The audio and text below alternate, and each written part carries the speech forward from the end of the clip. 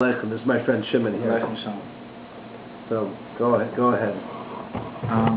So I wasn't really exposed to the whole Carlebach experience at all, and I've heard people say that he sings really nice, and you have to buy a CD. So I went to 13th Avenue to one of the local Jewish music stores, bought a CD. When I listened to the first song, I just felt the warmth right away. Something was there, and from my background, my parents are Baal Tshuvas, and my father's a Breslov Chassid. So I've been to Uman twice. Oh, wow. So I didn't know, I didn't know what I would expect. I thought that it's just another CD with a little music, and right away I felt You're being drawn. I'm being drawn. So I bought the series where there's storytelling. And there's with the music. Best of the 60s and 70s, that series, the best of the 80s and 90s. I'm not sure which series it was. Or was it on the month? Was it like Torah on the month? It was a volume. Like 2 volumes each one.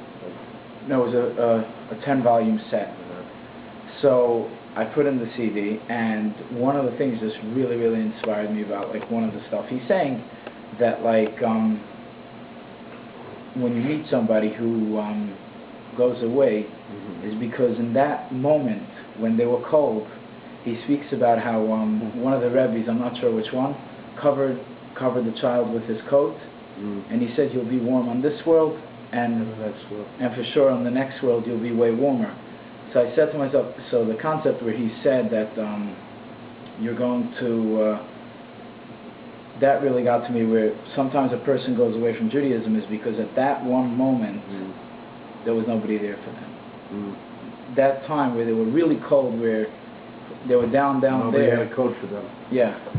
And it all started because someone told me, go read the book Holy Brother. So that's where I saw a couple of stories that really struck me with that kind of concept. With that kind of attitude where there's someone out there. And there's a beautiful story, one of Shlomo's stories, which is how there was a woman who ran away and was hiding out in a monastery, and I guess all the anti-Semitism, all the stuff she had lost so many people in her family, that she thought it'd be better to be one of them. That way I won't be persecuted. And a rabbi came and couldn't get in to see her because they didn't let him in. So he sent a message with a little boy, and the message said, "I'm going to be here, with a friend of mine at this and this corner. Until you come to see me, I'm going to stay here every night from 8 o'clock till midnight. I'll be here." And the first night he doesn't come, she doesn't come. The second and the third night she came. She said she said, "You know what? It was a very cold night, and I knew you would be there. And I felt like, how could I let you stay out there in the cold waiting for me? So that's why I came." So that was one of the things is that to know that there's somebody waiting who will wait out for you in the cold is a very critical thing. Yiddishkeit, although it's concepts and in essence pure, if there's nobody to really turn to listen, why is it relevant? If it's just a book on a bookshelf, if there's nobody who lives it, nobody who breathes it, who makes it become full of life and love, it's not good enough. So that's definitely one of the things that we all need to do a little more of. So getting back to davening, you were talking to me about davening before you had some questions. About davening, there's times where, I don't know if it really pertains to my stages where I'm holding spiritually, but I made certain commitments to where even if I'm not in the mood, I go to shul anyway.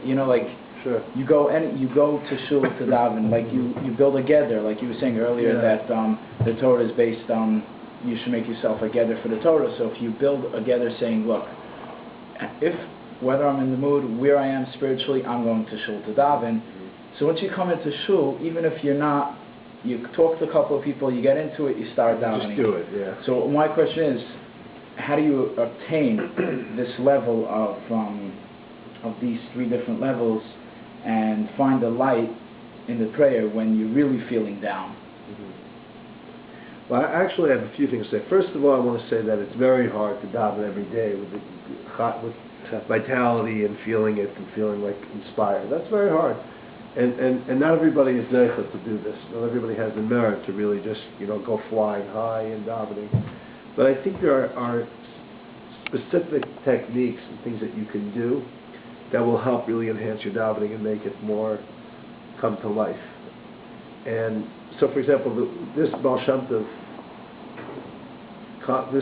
this concept of getting into the davening, just to first of all to see that each word, to believe that each word actually has life in it. So to hold on to each word, to love, and the more you do it, then the more you feel it. And sometimes when you have like a bunch of people davening together, singing together, all of a sudden you feel like you're no longer just reading words. You're getting a feeling. You know the difference between singing a song and reading a word? It's night and day. One has emotions, the other one is dry. It's factual. And if you're not even paying attention, it's not even factual. It's just, what was I saying? I had no idea. I just read turned the page 4 times. I didn't know what part of davening it was, other than now I see that I'm coming up to Yishtabach. So, but it's actually Psukkah Zimra, which means you're supposed to sing it. You have to have emotions in it. But not all of davening is about singing. There's part of davening that's really about quieting the mind. And that's critical. So what's critical is to really get into it. What I do is, I don't daven every day with the same feelings. Sometimes I'm just doing it to fulfill my obligation. Sometimes I'm just davening. I don't really feel that much. But there's a few things you can do to get into it. One thing, and this I learned with Chabad, and they taught me this there, is you learn a Maimer Chassidus before davening. You learn something before davening that talks about Getlichkeit, that talks about godliness, that talks about something ruchnius, that talks about spiritual things. So then when you're davening, you have that as a springboard to even use. I'll tell you something. The last 2 days, I was learning not Chassidus. I was learning Gemara and Navi. And I still, before davening, learning the Daf and learning Shaya, and I still find something to mamish use as a springboard for davening. So it's like, so that's way. Also, this way, listen to this. I'm getting 2 for the price of 1. My Torah is becoming emotional. And Naftali, you have a connection to Breslov. And Naftali says that you have to turn your Torah into tefillah, right? And actually, your Nasa was able to do out of every Torah Likutei Maran, he made Likutei Tefillah to correspond. Likutei Tefillah is a matching up for each Torah, how to a davening based on that learning. So imagine this.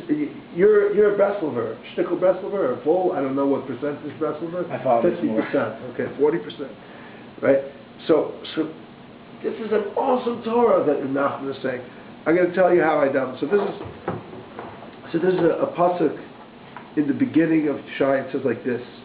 That's on Yeshayahu. It goes, and then it says, "Shimu Shemayim Vazinu Eretz." Right. Let the heavens hear, and the earth should listen closely. So it's the opposite in Parshas Hazinu. It says Hazinu Hashemayim V'Adaber V'Tishma Aretz U'Mifri. There it says Hazinu Hashemayim, that the heavens should listen closely, and then the earth should listen also, not as close. And the commentators explain that Moshe was so high, he was close to the heaven. Shai was close to the earth. And there's so here's what I did. I said, I'm going to daven, even though I learned 10 seconds. We're going to continue this. We're going to continue. I'm going to explain how you could daven with one pasuk